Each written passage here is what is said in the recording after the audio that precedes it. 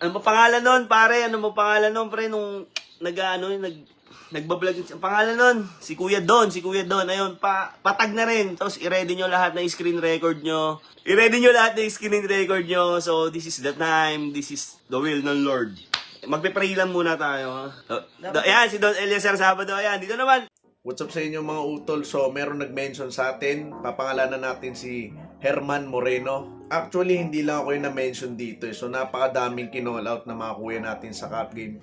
May ultimo si Tagabunyag tinawag eh. I-breakdown natin yung mga naging pahayag ni Herman Moreno sa live niya. Ang claim ni Herman Moreno is dati niya nang nakakadil to si Mr. T. So, panatag na siya. Ang unang usapan nila is mag-down ng 30k kapalit ng 370 pieces vintage hats. Humingi naman ng feedback si Herman Moreno dun sa mga nakakakilala kay Mr. T. Di niya inaasahan na puro negative yung feedbacks kay Mr. T. Kaso napag-down na siya ng 30k eh. So meron ng kutob na hindi maganda to si Herman Moreno kaso tinuloy pa rin niya. At dumating yung petsa ng usapan nila. Yun nga lang may problema kasi kulang yung mga hats na dumating. Tapos nagdidemand to si Mr. T na kung pwede raw magbayad na ng full si Herman Moreno kahit hindi pa kumpleto yung mga hats na nakukuha niya.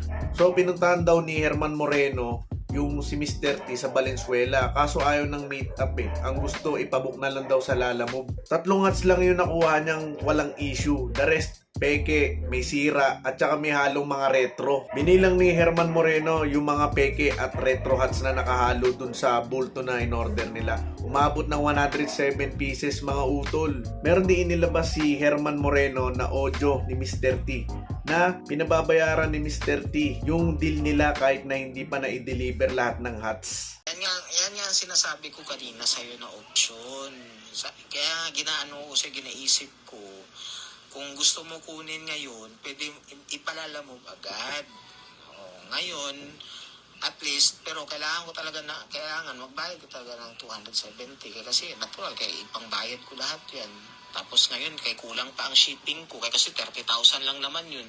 So, ibabayad ko rin ang 10,000 doon sa... Nagkatawaran pa sila ni Mr. T at si Herman Moreno from 300k to 250k. Para matuloy lang, may mga isinend daw si Mr. T na pictures kay Herman Moreno. Kung saan, in total, 250 hats lang yung naipinakita niya. Pero yung 100 hats na iba pa is mystery na. Claim din ni Herman Moreno is marami pa raw siyang ebidensya laban kay Mr. T. Pati nga si Tagabunyag gusto niyang tulungan si Herman Moreno para daw ma-deport si Mr. T dito sa Pilipinas. Ang claim din ni Herman Moreno is binabaliktad daw siya ni Mr. T sa live nito at minumura-mura siya pati yung asawa niya. Ayun lang naman yung mga nakikita kong relevant dun sa live niya. Ang takeaway natin dito mga utol, unang-una lagi tayong mag-iingat lalo kapag malaking pera na involved. In general sa lahat, kakilala man natin yan, close man natin yan o hindi. Dahil napakaraming nasisira at nasisilaw dahil lang sa pera. Medyo kinulang lang din dito si Herman eh. Kasi bago ka dapat mag-down payment,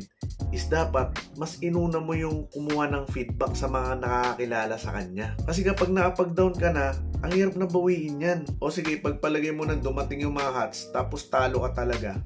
Ang hirap may scam mga utol. Isipin mo na lang, may scam nga lang tayo ng 500, umaaray na tayo eh. 1K, 1.5, doon pa lang, ang sama na sa loob eh. Tapos ito daang-daang libo, 300k, o kahit sabi mo nagtawaran pa sila ng 250k. Then endgame, not profitable yung nirisk mong pera. Yun yung masakit, kaya ingat mga utol. Dapat sa mga ganitong transaction, meron man lang resibo or may kasulatan kayo para meron kang pangahawakan kung sakaling hindi nasunod yung kasunduan yung dalawa. Safe yun and legal, pero kung verbal lang, nako, hindi talaga may iwasan yung mga ganitong klase na sitwasyon utol ko. Sinabi rin ni Herman na meron na siyang kutob na hindi maganda. Minsan sundin nyo rin yung mga kutob nyo mga utol ko kasi may kutob ka na eh. Huwag mo nang ituloy. Kutob mga utol is instinct yan ng tao. So papasok at papasok talaga yan kapag ka alam mong medyo alanganin ka. Wag na. Bilib din ako rito kay Herman mga utol eh kasi napakahaba ng pasensya niya. At saka pinanood ko talaga yung live niya. Wala siyang binanggit na foul and derogatory words towards dun kay Mr. T. Hindi mo rin naman kasi kailangan ng 3 diploma para magtaglay ng magandang asal eh. Gets ko yung frustration ni Herman dito so nag-vent out lang talaga yan kaya niya nasabi yung mga ganyan. Then in-state din ni Herman na meron siya mga ebidensya. Good thing. Maganda yan para merong foundation yung mga claims mo. Matagal ko nang napapanood to si Herman sa mga live niya. So napakabait din yan sa live niya, tsaka napaka-humble na tao niyan. Well, mga utol, ganun talaga, minsan nananalo tayo, minsan natatalo tayo. Pero hindi nangangahulugan mga utol na porket talo ka kahapon is talo ka pa rin bukas. Shoutout kay Kuya Herman. Huwag kang mag-alala utol ko kasi meron naman magandang balik sa yan. Ang mahalaga, wala tayong inaagrabyadong tao. Well, ganun talaga ang buhay. Sometimes you win, sometimes you learn. Munting paalala lang mga utol, hindi nawawala sa mundo yung mga mapanlamang at mapagsamantala.